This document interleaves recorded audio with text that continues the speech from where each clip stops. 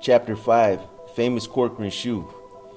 On the same day in October 1983, 2 guards were killed in separate incidents at the U.S. Penitentiary in Marion, Illinois. Opened 10 years earlier as a replacement for Alcatraz, FSP Marion was built to house the most dangerous 300 men in federal custody and was considered the most secure prison in the country.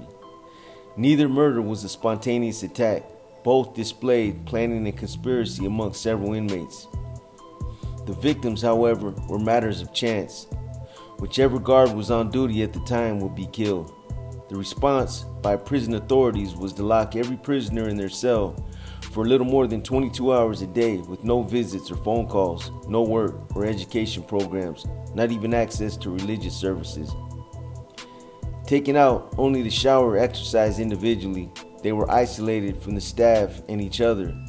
Prison lockdowns were a common and long-standing emergency measure that the courts had judged a reasonable response to any confusing or volatile situation, and prison wardens didn't hesitate to impose them. Lockdown in old-fashioned prisons, though, with the inmates all behind bars and neighboring cells on crowded tiers, resembled a vulgar production of Jailhouse Rock. They brought on a stir-crazy racket that the guards would want everyone back on their normal schedule as quickly as possible, so lockdowns rarely lasted longer than a few days.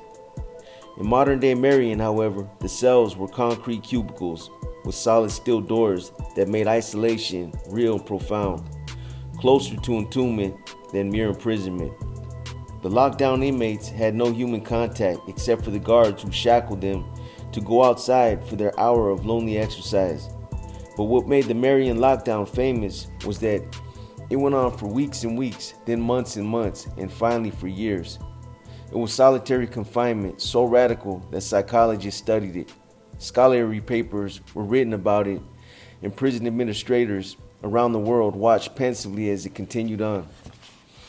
In the same year, 1983, the legislature passed 5 prodigal bond issues totaling more than $2.6 billion to finance new prisons. It was California's grandest extravagance since irrigating the Central Valley in the 1940s or funding brilliant universities in the 1960s, and illustrated perfectly the direction in which things were going. The building boom was supervised by the Department of Corrections, the fastest growing agency in the state government. In 1987, a federal judge in Illinois dismissed the long-pending lawsuit filed on behalf of Marion inmates, claiming that endless lockdowns was unconstitutional. His opinion was upheld by the Fifth Circuit Court of Appeals, which called conditions in the prison ghastly, horrible, and depressing in the extreme, but not cruel and unusual. The worrisome cloud of judicial review had been lifted from the dream of total control.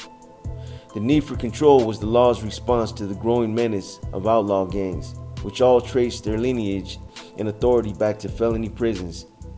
Conventional maximum security had done nothing to isolate the gang lords from their foot soldiers. In fact, it did just the reverse. Ambitious bangers regarded hard time as career advancement, a chance to get close to the boss. Prison was like a stepping stone to manhood. Your work brought you into contact with the police, and since jail was part of the job description, you simply prepared ahead of time for the mind fuck of being a prisoner. Monster Cody Scott. The mind fuck climate was in solitary, and a dedicated banger wanted to get there. Even after achieving a prison sentence and managing to get sent to a maximum security prison for flagrant gangbanging, it was still necessary to stomp someone. Preferably the target was a gang rival, but guards were acceptable in order to reach the pinnacle of segregated housing where the big dogs lived. A steady traffic of these climbers kept the gangs in business and lawmen frustrated, unable to choke the flow of gangland information. The security housing unit at Corcoran was designed to contain 240 grisly men, like bugs in amber.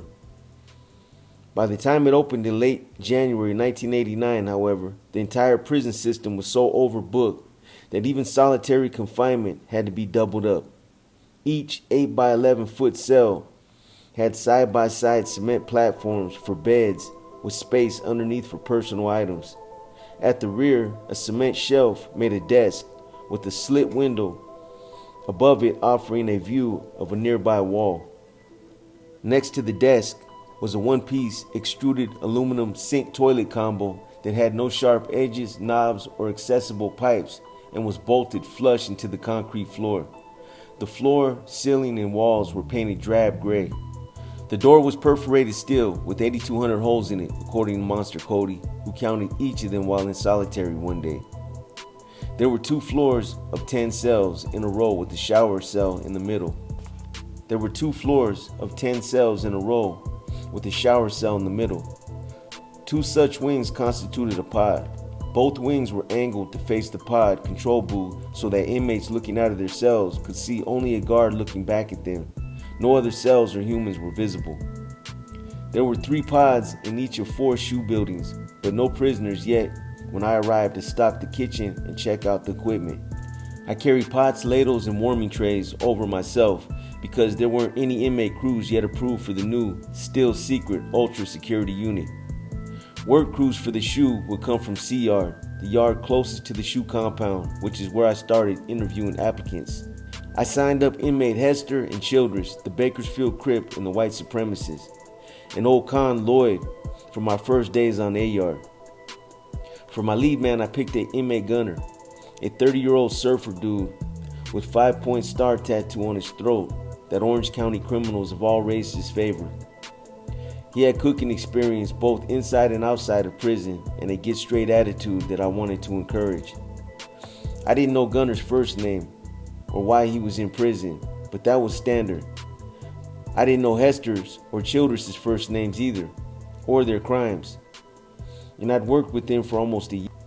Relationships between guards and prisoners were about as essential as they come, as constrained by walls and time as the space they occupied, immune to real-world curiosity. Nearly half of the 20-man crew I assembled was made up of border brothers, prison lingo for illegal Latin American nationals. In my mind, they were highly reliable, the busboy backbone of every restaurant I'd ever been in. They stuck together and shared jobs to spread the meager pay among their compatriots, and I respected that. As long as one of them spoke kitchen English, I could make it work. Each crew member needed a picture ID to gain access to the SHU, even wearing restraints and under escort. Every afternoon when my shift began, I'd go to the CR program office where they'd be waiting.